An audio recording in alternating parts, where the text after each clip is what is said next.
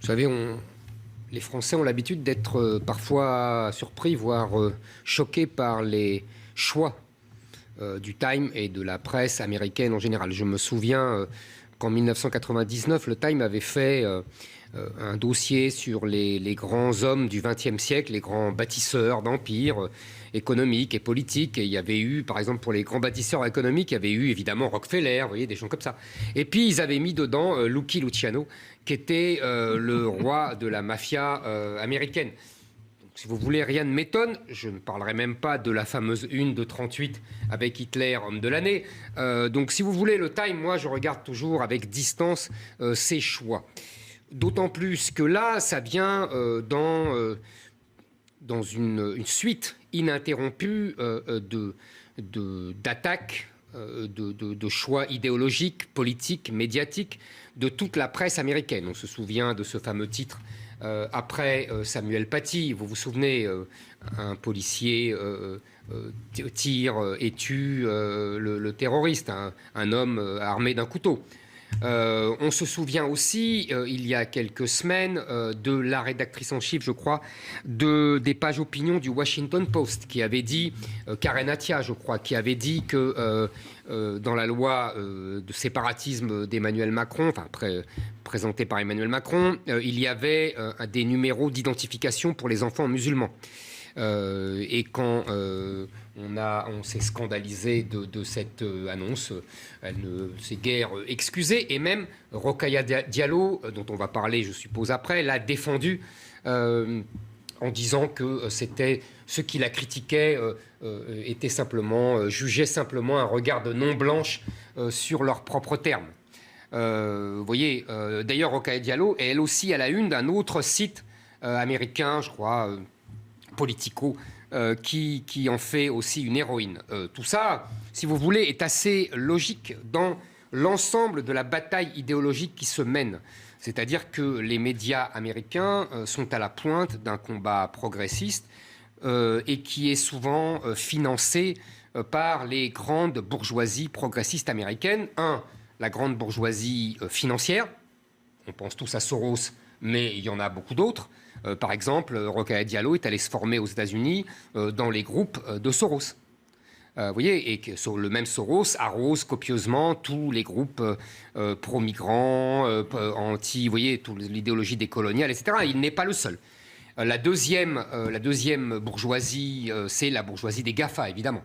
Les GAFA qui sont à la pointe de ce combat idéologique, Facebook, Twitter, etc., qu'on a vu en pointe contre Trump, mais qui mène aussi un combat idéologique pour l'idéologie progressiste mondialisée. Même moi qui vous parle, je suis par exemple victime de Facebook, c'est-à-dire qu'un groupe qui s'appelle Les Amis d'Éric Zemmour a vu son site fermé par Facebook, sa page fermée, comme on dit, parce que ce serait des propos des hommes, j'avais noté, personnes et organisations dangereuses. Donc vous voyez, ça c'est Facebook aujourd'hui. Troisième bourgeoisie, la bourgeoisie des stars de Hollywood. Vous voyez, de tous ces gens-là qui dominent, qui donnent le là dans le monde entier, qui sont imités par les acteurs américains, les footballeurs français, les acteurs français, etc. Donc vous voyez, toutes ces trois bourgeoisies-là qui sont la matrice idéologique, qui sont des bourgeoisies mondialistes, qui ont un projet idéologique, simplement de mondialisation, c'est-à-dire que pour eux, il n'y a pas de peuple, il n'y a pas de nation, il n'y a que des individus interchangeables sur tous les endroits de la planète. Et ces gens-là mènent une guerre idéologique soutenue par la jeune génération au sein des rédactions américaines. Il y a une guerre dans cette guerre idéologique mondiale, il y a une guerre de génération aux États-Unis. C'est-à-dire que les jeunes générations, les fameux woke, les éveillés, font la guerre à leurs aînés, qui pourtant étaient à gauche, pourtant étaient progressistes, pourtant étaient antiracistes, mais qui ont le malheur d'être boomers, non seulement boomers, mais respectueux encore de quelques notions comme la culture, la vérité, vous voyez, des notions complètement surannées, le talent, et qui n'ont pas l'heure de plaire à la nouvelle génération, qui les harcèle, qui les pousse à la démission quand ils osent mettre, par exemple, une tribune d'un partisan de Trump, ou qui oblige à maintenant l'énoncé des sources. C'est-à-dire que, vous savez, quand vous êtes journaliste, vous avez des sources. Et bien maintenant, il faut donner toutes ces sources pour qu'on vérifie la parité homme-femme, la parité blanc-noir. Là, vous voyez, ça, c'est les woke. Et il faut évidemment ils répètent ce qu'on leur a appris à l'université américaine, c'est-à-dire ne pas choquer, ne pas scandaliser. Donc il y a, vous vous souvenez, dans les facultés américaines maintenant, il y a des contrôles sur les livres qui peuvent choquer. Par exemple, Madame Bovary choque sur la vision des femmes. Donc ça, c'est un livre à écarter. Et il y a des tas de choses comme ça maintenant dans les universités américaines. Et donc, comme ils sont sortis des universités américaines, tous ces jeunes gens... C'est ça, c'est de la droite ligne de l'université. Et évidemment, on parle souvent, ils continuent. Maintenant, ils n'ont plus 18 ans, ils ont 30 ans. Et évidemment, ils ont toujours la même idéologie. Simplement, maintenant, ils ne sont plus à l'université. Ils sont dans les grands journaux américains. Et ils continuent leur combat. Voilà. Est-ce qu'il y a une continuité idéologique au sein de la presse américaine dans ses réactions vis-à-vis de l'actualité française? Liberté d'expression, loi contre le séparatisme, attentats, laïcité, violence policière. Tout à fait. Il y a évidemment une énorme continuité que j'ai commencé un peu à vous décrire. On pourrait d'ailleurs même une grande continuité historique. Je vais vite. Je vous ai déjà expliqué que de Roosevelt à Obama, la gauche démocrate détestait toujours les Français. Mais les médias sont toujours à la pointe.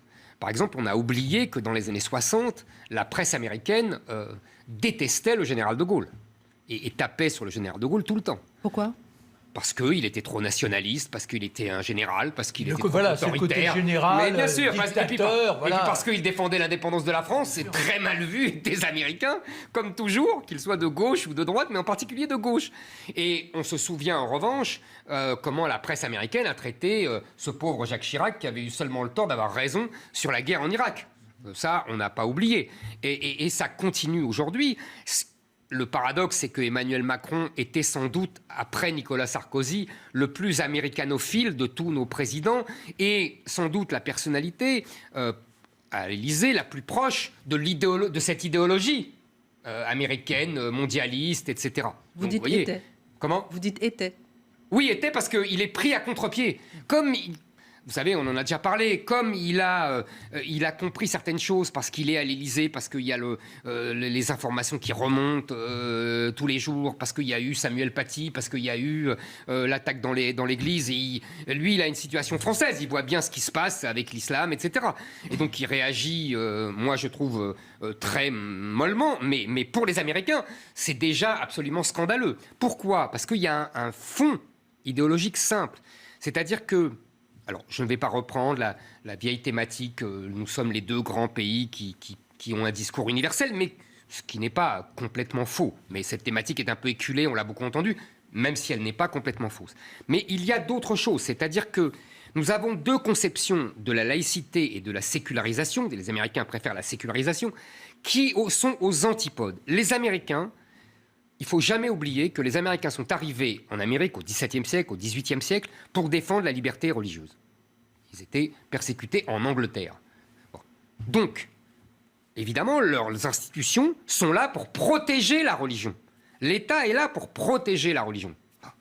Nous, on n'a pas vraiment la même histoire. Nous, l'État, et c'est mon amicale querelle toujours avec Marc, c'est-à-dire que moi, je dis que déjà la monarchie voulait s'émanciper de l'Église. Et Marc me dit, oui, mais il y a une fracture avec la République. En fait, on a raison tous les deux, comme toujours dans ces discussions-là. Mais c'est vrai, c'est ça qui est intéressant. On est d'accord. Oui. Et donc, de la monarchie à la République, nous, on a dû s'arracher à la tutelle de l'Église, donc de la religion. Donc nous, notre laïcité, elle se fait contre les religions et contre l'influence de la religion sur l'État. Oui, c'est pas la même chose. C'est plutôt ça d'ailleurs. C'est contre l'influence de la religion que contre la religion. Mais évidemment. Qu'elle dorme dans son coin, qu'elle vive sa vie. Mais évidemment. Non, mais c'est important. Évidemment. Donc, et à partir de là, on se méfie de toutes les religions.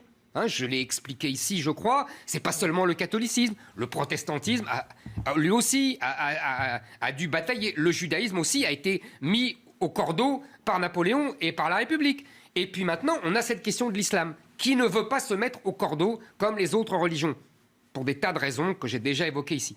Les Américains voient ça comme une scandaleuse atteinte à la liberté religieuse. Mais pour nous, la laïcité, ce n'est pas seulement la liberté religieuse. C'est le devoir de discrétion dans l'espace public pour protéger l'État et accessoirement le débat démocratique de la religion. Mais ça, les Américains ne veulent pas le comprendre. C'est ça, ils ne veulent pas du tout. Mais ils ne veulent pas parce qu'ils sont impérialistes. C'est tout. Ils ne veulent pas le comprendre parce qu'ils veulent imposer. Que c'est notre vision, que c'est notre Mais ils ne veulent pas voir les autres visions. Enfin, ça se saurait. Ils veulent imposer leur vision. Et la gauche progressiste, woke, on l'appelle comme on veut, est la pire des impérialistes. C'est toujours comme ça, évidemment. Ils veulent imposer leur point de vue à la France. Mais sur les religions, ils parlent de Dieu en général, les Américains. C'est pas un Dieu en particulier, une religion en particulier. Une liberté totale. Bien sûr. Oui, mais c'est pour ça qu'il y a nombre de religions et que ce qu'on considère comme une secte en France est là-bas valorisé comme une religion. Mais c'est ce fait spirituel qui importe. Et on pourrait dernière question et ensuite j'en fais un petit tour de table. 30 secondes. Oui, une dernière question. Une dernière question, mais on pourrait même aller au-delà de la religion. C'est-à-dire que c'est une guerre idéologique qui dépasse la religion. Tout le modèle français les horripile. C'est-à-dire la galanterie à la française, ça horripile les féministes. La conception nationale du peuple français, ça horripile les mondialistes, les GAFA, etc. Vous voyez, il y a le rapport aux religions et en l'occurrence à l'islam, mais il y a toutes les autres choses du modèle français qui les horripilent et qui les exaspèrent et qu'ils veulent détruire. La presse américaine, est-ce qu'elle est l'avenir de la presse française ou bien est-ce qu'il faut croire que la presse française gardera justement ses spécificités nationales? Est-ce qu'elle va y arriver? C'est déjà le présent de la presse française. Le Monde a déjà fait sa une sur Assa Traoré. La une du Monde, du M-Monde, le supplément du week-end. Ça ne les a pas gênés. Ils ont fait la même chose. Les médias français ont plébiscité l'idéologie multiculturaliste de Rokhaya Diallo et consorts. On les voit partout. Donc ça, c'est déjà le présent des médias américains, des médias français. En fait, la bataille est au sein de la gauche, comme toujours en France, depuis la Révolution française. Tout se passe toujours au sein de la gauche. C'est la guerre des gauches qui détermine, comme la droite est soumise à la gauche, donc c'est la guerre des gauches qui détermine évidemment ce que va devenir le pays. Et là, qu'est-ce qui se passe? On a les fameuses deux gauches irréconciliables de Valls. Il avait tout à fait raison. On a cette gauche-là.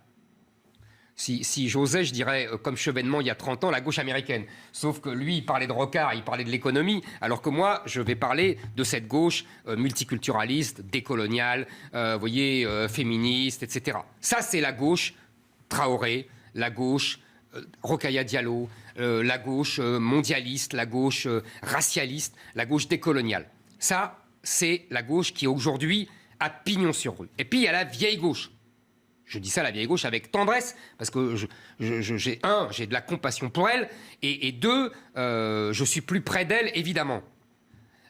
Qu'est-ce que c'est que cette gauche? C'est la gauche républicaine, comme Marc, c'est-à-dire comme Valls, comme le printemps républicain. C'est-à-dire c'est des gens de gauche, j'ai des désaccords avec eux, historiques en vérité, sur l'origine de la France et tout, mais sur le mode de vie et sur l'importance du catholicisme, etc. Mais il n'empêche que ce sont des gens qui veulent le modèle français, c'est-à-dire laïque et individualiste, contre le modèle mondialiste et multiculturaliste. Oui, c'est pas la même chose. L'universalisme français, c'est on va au monde à travers la patrie et la culture des nations et la culture française et on accède à l'universel. Le mondialisme américain, c'est la destruction de toutes les nations, de tous les modèles, pour avoir un homme interchangeable partout. Ça n'a rien à voir. La laïcité à la française, on l'a dit tout à l'heure avec Marc, c'est des citoyens français qui mettent leur religion en discrétion. Le modèle multiculturaliste américain, c'est chaque religion s'épanouit dans l'espace public et c'est là où on arrive au paradoxe magnifique des Américains. Pour respecter la sensibilité de chacun, on ne peut plus rien dire. on n'a plus le droit de rien dire, on n'a plus le droit de se moquer, on n'a plus le droit de rien dire. Donc, pour répondre à votre question, il y a un affrontement aujourd'hui, c'est pas demain, c'est pas l'avenir, c'est aujourd'hui, entre les deux gauches, et je dirais que la gauche à la papa me paraît mal barrée. C'est un jugement personnel et je dis triste.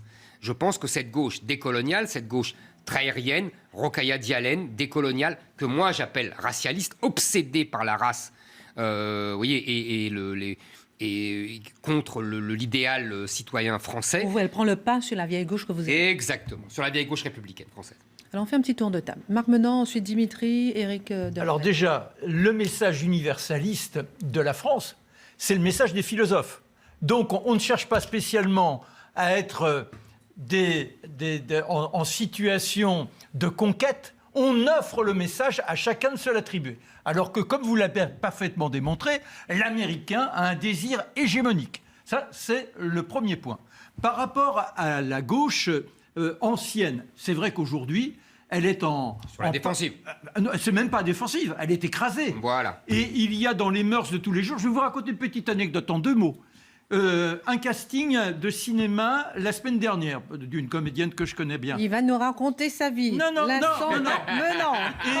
Et cette personne est choisie pour un rôle. Et on la rappelle après, on dit en réalité, on a transformé ce rôle, il n'y avait pas assez de gens de couleur, et ça devient le rôle d'un garçon. Et quand on vous raconte ça, vous dites c'est fou, c'est-à-dire que on est dans la part offerte à tous les particularismes. Mais mon cher alors que c'est le contraire même de respecter l'autre. Mais c'est la déclaration de Madame Ernotte, la patronne de France Télévisions, qui dit qu'ils ne donneront de l'argent qu'à des films où il y aura la diversité, etc. C'est pour ça que je dis partant d'un constat que certains ne sont pas suffisamment représentés. Non, mais c'est pas sur la couleur qu'on doit gagner. Qui dénonce le mal blanc. Oui, Imaginons qu'on dénonce le mal noir, vous imaginez le scandale. Là, ça gêne personne. École privée ou publique ? École publique. Notre discussion avec Marx, quand il a fait le Brillant et le vote de la loi de 1905. Oui. Depuis 30 ans, des gens comme Bobéro, qui est le chef de cette mouvance-là universitaire, nous a expliqué fallacieusement que la loi de Brillant était une loi de compromis. Ça, c'était vrai.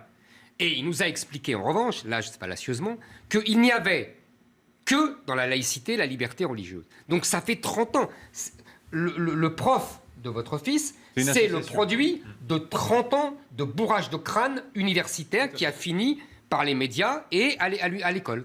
Non, mais évidemment. La laïcité n'existe pas. C'est bien sûr leur conception de la religion. Mais c'est ça. Oui, mais ils ne veulent même pas d'entendre parler. Il y a eu captation, en fait, du mot de laïcité. Eux, ils parlent de sécularisation. Voilà. Après tout, je peux comprendre. Intellectuellement, je peux comprendre. Mais en tout cas, ils veulent nous imposer leur système. Et cette presse de gauche est à la pointe du combat. C'est un combat, c'est une guerre idéologique qu'ils nous mènent. C'est notre rupture. Voilà. C'est pas une rupture, d'ailleurs. Non. Moi, c'est la différence entre le culturel et le cultuel. Oui. Il y a évidemment liberté religieuse pour toutes les religions et égalité de toutes les religions. En revanche, pour moi, et je pense que même Marc, je ne suis pas sûr qu'il sera en désaccord avec ça, il y a une supériorité culturelle, avec le R, de la religion catholique, parce qu'elle est la matrice du pays. Voilà ce que je dis. Oui, mais ça se trouve dans les dates, etc. En revanche, quand Éric parle, je ne pense pas que ce soit une bonne chose et que ce n'était pas la volonté des pères de la République d'imaginer qu'il y ait des crèches dans des mairies. Je ne pense pas que ce soit une bonne chose. Avant, il n'y avait pas de crèche. Non, mais c'est pour ça. Mais parce que c'est une réaction. D'accord, mais vous êtes d'accord avec moi, c'est une bonne chose. Au départ, c'est pas nécessaire, mais c'est une réaction face justement à la montée de l'islam et le renoncement du modèle français. Oui, mais Noël, personne n'a jamais critiqué Noël pendant des années. Non, mais ça, c'est normal. Non, mais Noël, c'est ce qu'il veut dire. Maintenant, on dit vacances de décembre, vacances d'hiver, au lieu de vacances de Noël. Éric Zemmour, on n'attendait pas l'Institut Montaigne sur ce thème social ? Oui, et puis la fin de l'intervention d'Éric contredit l'intention de l'Institut Montaigne, on est d'accord. En fait, qu'est-ce qui se passe ? On a un institut libéral qui veut donner de l'argent directement aux pauvres. Donc c'est en fait de l'assistanat, on est d'accord. Ce n'est pas en échange. Ça peut être un coup de pouce quand même. Oui, mais c'est quand même de l'assistanat. Ce n'est pas en échange d'une assurance, d'un travail et donc d'une assurance. C'est la définition même de l'assistanat. Pourquoi le gouvernement s'y est refusé jusqu'à présent ? Parce qu'on l'a beaucoup fait depuis 40 ans. souvenons-nous de toutes les relances du RSA et compagnie, et à chaque fois, ça a favorisé l'industrie étrangère. À chaque fois, on accroît encore notre déficit commercial. Comme en plus, vous avez tout à fait raison, ça part beaucoup dans les écrans plats et compagnie qui ne sont pas produits en France. On ne produit rien à part les produits de luxe et l'aéronautique et l'automobile et encore. Donc effectivement, c'est de l'argent qui va encore partir dans le déficit commercial. Deuxièmement, c'est encore... Je ne comprends pas M. Decastre depuis des années. Et je me souviens de la campagne de Fillon, et il recommence encore aujourd'hui avec une grande interview dans le Figaro de ce matin. Il nous explique que l'État est trop dispendieux, qu'il est obèse, etc. Et on sait très bien qu'en vérité, ce n'est pas l'État qui est obèse, mais c'est la protection sociale. Et dans la protection sociale, on sait très bien que ce sont les prestations sociales qui déséquilibrent l'ensemble. Et lui, M. Decastre, qui nous tient ce discours depuis des années, il vient nous dire « Ah ben en fait, il faut rajouter encore de l'argent dans la prestation sociale ». Je ne comprends pas, il faudra qu'il m'explique un jour. Et troisièmement, et j'ai fini, moi, je voudrais, parce que vous dites un Français sur 4. Non. C'est 1 personne résidant en France sur 4. Vous ne savez pas qui est français et qui est étranger là-dedans. Donc moi, ce que je voudrais, c'est qu'on change de logiciel et qu'on distingue non pas entre les pauvres et les riches, mais entre les Français et les étrangers. Et qu'on arrête de balancer des prestations sociales aux étrangers et qu'on réserve les prestations sociales aux Français. Et là, on verrait effectivement ce qu'on doit faire. Mais arrêter de... En plus, c'est des pompes aspirantes pour l'immigration. Donc je pense que cette mesure est fondamentalement mauvaise et pernicieuse. Alors, on a terminé. Dernier mot. Et c'est Henri de Castries. Hein, Henri de Castres. Ben, on dit Henri de Castres, ma chère. On me dit Henri de Castries. Non, c'est de Castres. Ça. Ben oui, on prononce de Castres. Oui, c'est ça. C'est les noms aristocratiques. N'écoutez pas les voix. Seule l'aristocratie le sait. C'est l'aristocratie qui avait une prononciation spéciale. Comme on dit De Broglie, Voilà. De Broglie. Oui, j'allais prendre exactement cet exemple. Alors, dernier mot, ensuite on continue. Éric Zemmour, que... Vous comprenez pas, on est des La roturiers tous là. La roture est dans la région. Exactement. Alors, la préférence pour les étrangers. Voilà un aristocrate qui peut nous parler. Moi, je vais vous dire, c'est vrai. Mais d'abord, c'est pas 18 milliards en plus de prestations sociales. C'est prendre de l'argent existant qui était sur le plan de relance. Oui, c'est de l'argent emprunté qui ne coûte Bah oui, c'est 18 milliards de personne. plus. Non, mais vous prenez 100 milliards moins 100 milliards. moins 18, c'est ça. Je Mais préfère c'est donner ça à réfléchi. l'industrie. Pour une fois, je suis d'accord avec le gouvernement. Oui, ça vous aidez. Et deuxièmement, vos raisons, vous les avez, c'est de faire le choix sur les personnes immigrées ou non. Mais il faut préciser que quand vous êtes à la soupe populaire ou au restaurant du cœur, vous n'allez pas dire non, vous pouvez et vous ne pouvez pas. La soupe populaire, bien sûr. Et d'autre part, c'est pas la même chose. Les gens qui manger, c'est pas la même chose. Réguler les aides futures peut-être, mais comment voulez-vous revenir en arrière du jour au lendemain? C'est difficile. Vous ne pouvez pas dire du jour au lendemain, vous aviez droit à une aide. Il y a la nourriture et il y a les aides sociales. C'est pas la même chose. Non, mais bon. Évidemment que la nourriture, c'est pour tout le monde, c'est une évidence. En tout cas, il faut revoir la redistribution des aides sociales, ça c'est clair. Et la Cour des comptes l'avait dit, parce que ceux qui en ont besoin n'en bénéficient pas forcément. Merci. Et je rappelle la fraude sociale. Oui, énorme. Et on en a les parlé, 50 milliards de Charles Prats. Bien sûr. Non, il y a évidemment une fascination de l'extrême gauche pour l'islam. Ça commence avec le congrès de Bakou en 1920, où Lénine s'allie avec l'islam, contre le colonisateur à l'époque français et anglais. Et évidemment, dans les années 70, contre Israël, les alliances entre la bande Abadère, les brigades rouges et les mouvements palestiniens et même l'extrême gauche japonaise à l'époque. Donc vous voyez, c'est une vieille histoire. Et aujourd'hui, ça recommence, parce que pour l'extrême gauche, les musulmans sont le nouveau peuple, les nouveaux prolétaires, puisque les ouvriers français les ont trahis en 68, et puis maintenant ils votent Marine Le Pen, etc. etc. Vous voyez, donc là il y a une alliance, un vieux mythe. Mais effectivement, Dimitri a tout à fait raison. À chaque fois, ça s'est passé en Iran. Le modèle, c'est l'Iran. En 79, pour renverser le Shah, les communistes s'allient à Khomeini et aux islamistes. Et en un an, c'est plié. Il y a tous les communistes en prison et ils sont massacrés. Il y a quand même un donc c'est la grande leçon qu'ils ne veulent pas tirer. Et dernière chose, je pense que Dimitri a raison. Il n'y a pas de terrorisme pour l'instant d'extrême gauche ou d'ultra gauche, on appelle ça comme on veut. Je pense que là, sans être un peu parano, il y a une petite manipulation.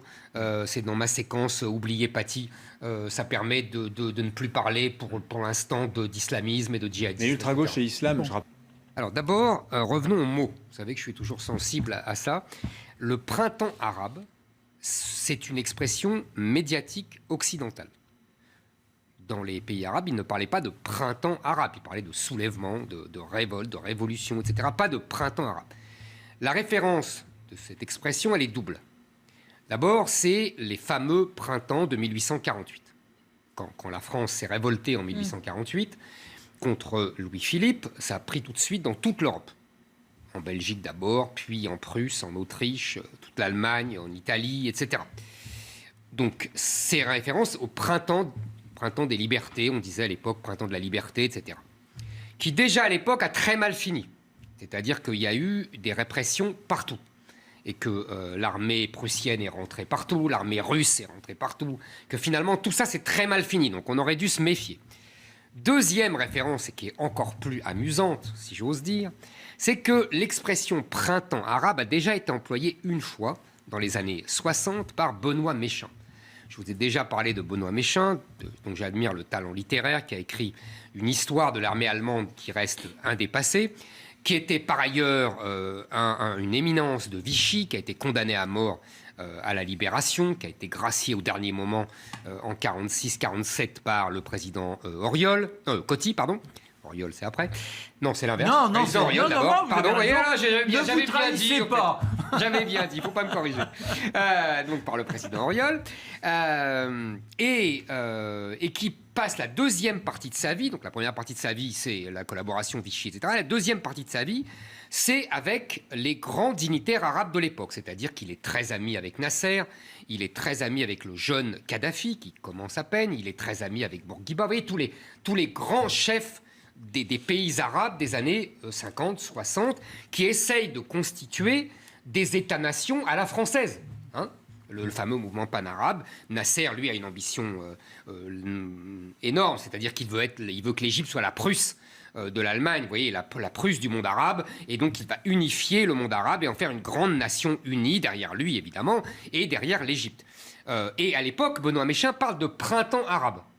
Il parle de printemps arabe pour ces dictateurs qui essayent de forger l'unité arabe et des grands États-nations à la mode française. Vous voyez l'ironie, c'est qu'on utilise printemps arabe pour célébrer des révolutions contre ces régimes-là, ces régimes que Benoît Méchain avait appelés déjà printemps arabe.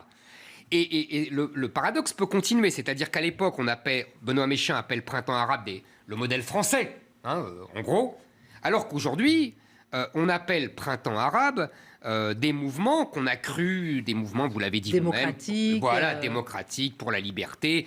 En fait, ce qu'on appelle, nous, démocratie aujourd'hui, c'est pas seulement le vote, c'est aussi la liberté d'opinion, c'est aussi le fameux état de droit, c'est ce qu'on appelle aujourd'hui notre société des individus.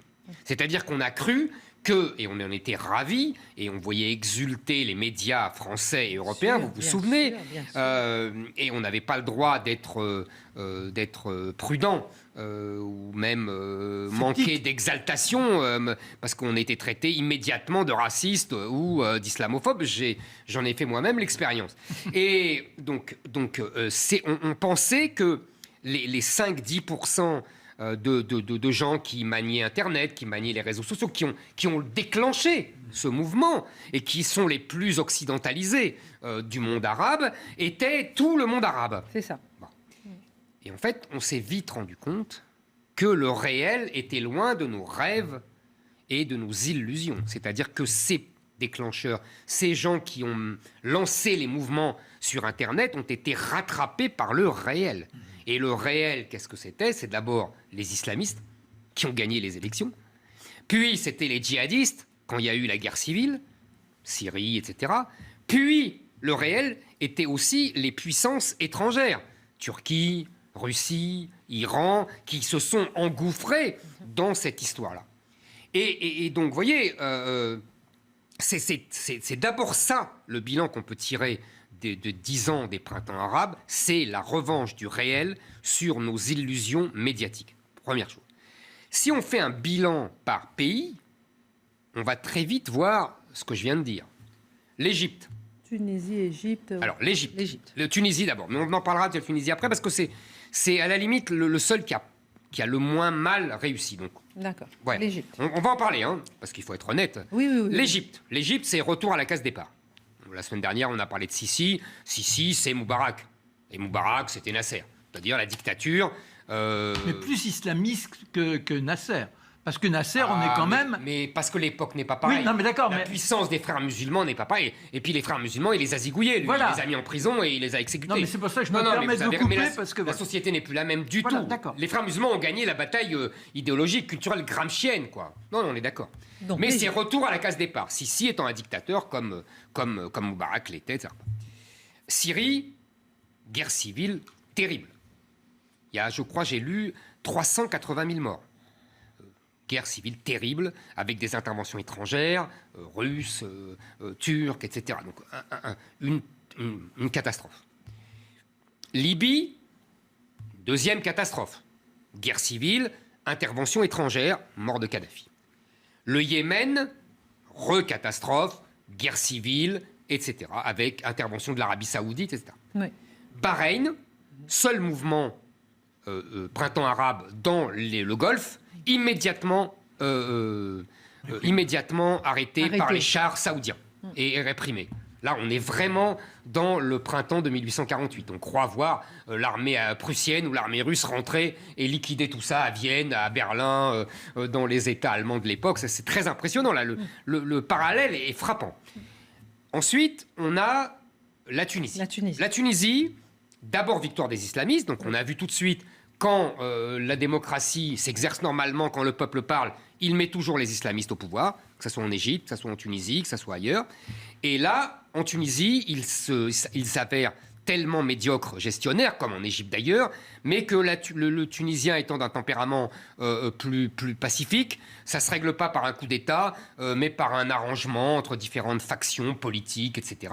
Mais le résultat, c'est que quand même, il y a eu un appauvrissement, il y a eu une baisse du tourisme, il y a une baisse des rentrées économiques, et donc finalement, le petit peuple a payé très cher son printemps.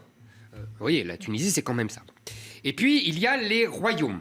Le Maroc, la Jordanie, l'Arabie Saoudite. Les royaumes, ça va déplaire à Marc, mais c'est ceux qui s'en tirent le moins mal.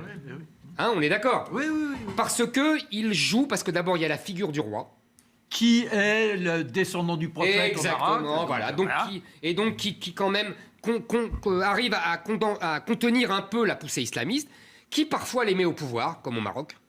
Vous voyez, en Arabie Saoudite, on met un nouveau dirigeant, une espèce de comment on aurait dit au XVIIIe siècle, de joséphisme, c'est-à-dire de dictature éclairée. Vous voyez, voilà. Bon, bref. Et vous voyez, voilà le résultat. Le résultat, c'est quand même un échec total. Le réel a rattrapé et a écrasé nos illusions. C'est-à-dire qu'on a eu les islamistes, les djihadistes et les interventions étrangères. Le choc du réel. Exactement, le choc du réel. Est-ce que c'est une défaite pour l'Occident ? C'est une énorme défaite pour l'Occident. Pourquoi ? C'est simple, parce que d'abord, on a réactivé le clivage sunnite-chiite en Irak, etc. Alors que les Américains voulaient apporter la démocratie, la liberté, etc. On a apporté le combat entre la majorité chiite et le pouvoir sunnite. Et maintenant, c'est la majorité chiite qui a le pouvoir et qui donc persécute les sunnites. Vous voyez, donc c'est magnifique comme résultat. Ensuite, on a eu l'émergence de djihadistes tellement puissants qu'ils sont devenus carrément un État, qu'ils ont constitué un État, qu'ils ont détruit la frontière entre l'Irak et la Syrie, qu'ils ont voulu établir le fameux Daesh, un califat nouveau qui réunirait la Syrie et l'Irak, une espèce de nouveau panarabisme qui est en fait un panislamisme, et il a fallu des interventions étrangères incroyables pour écraser ça. Et on a eu, dans la région, des interventions non occidentales qui ont pris le pas sur les puissances occidentales. La Russie, qui a sauvé le Syrien Assad, la Turquie, qui vient se mêler de tout. Elle s'est mêlée, elle a aidé Daesh en douce et elle a attaqué les Kurdes. Elle attaque maintenant en Libye, elle se mêle de la guerre civile en Libye. Donc il y a une ottomanisation de cette région alors qu'on les avait dégagés il y a 100 ans. Belle réussite pour les Occidentaux. Et retour de la Russie, alors que depuis 20 ans, l'URSS s'était écroulée et que là aussi, ils étaient sur la défensive. Belle réussite pour les Occidentaux. Donc, si vous voulez, ça, c'est vraiment un magnifique échec pour l'Occident. Et quel impact ce mouvement a-t-il eu sur la politique diplomatique de la France dans les pays arabes? Là aussi, magnifique succès. La France a perdu ses alliés. Le président Moubarak, c'était un allié de la France. Le président Ben Ali, en Tunisie, c'était un allié de la France. Le président Moubarak aussi. Vous voyez, maintenant, on rame. On en a parlé la semaine dernière, derrière Sisi. Avec Sisi. On avait Moubarak, il était très proche de la France. Ben Ali était très proche de la France. Ces gens-là étaient très proches de la France. Et c'était notre modèle, en plus, qu'ils reprenaient. Première chose. Deuxième chose, alors là, on monte en gamme dans la catastrophe, c'est la Libye. Magnifique succès de Nicolas Sarkozy et de Bernard-Henri Lévy. Ce pays qui était tenu d'une main de fer par Kadhafi, qui bloquait avec tous les défauts qu'avait Kadhafi. Je ne suis pas un admirateur de Kadhafi, contrairement à Benoît Méchain, qu'il trouvait tellement beau, je cite. Mais au moins, il arrêtait l'immigration africaine. Le résultat pour la France et pour l'Europe, ça a été la fin de Kadhafi et ça a été, vous vous souvenez, la crise migratoire de 2015 qui a vu déferler 1 million de migrants à travers la Libye et qui s'est déversé sur les côtes italiennes, grecques, etc. Et ça continue. Et ça continue depuis lors. Donc, si vous voulez, c'est une catastrophe.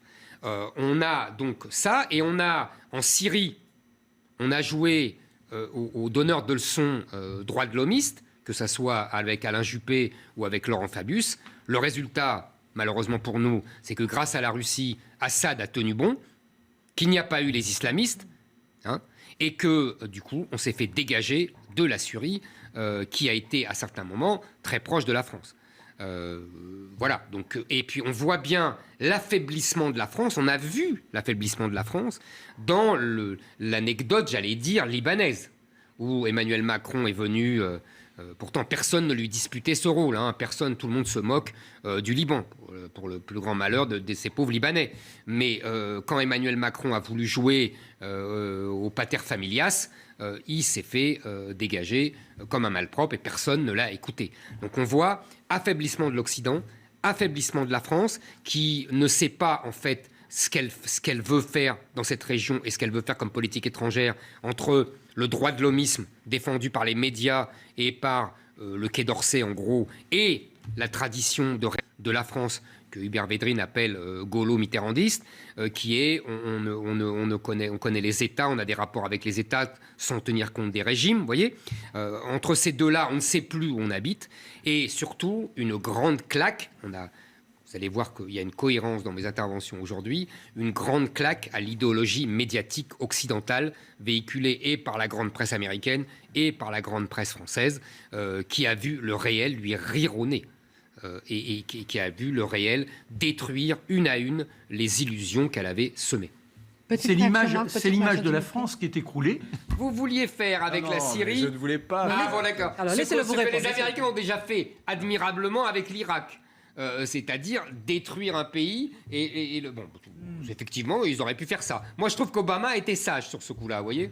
Éric de Rijmaten. Et puis n'oublions pas qu'ils ont tué la poule aux œufs d'or avec le tourisme, parce que depuis qu'il y a eu ce printemps arabe, partout ça s'est écroulé. Tunisie, Égypte, Égypte bien sûr. souffre. Et quand vont-ils se relever? En plus, il y a la pandémie actuellement.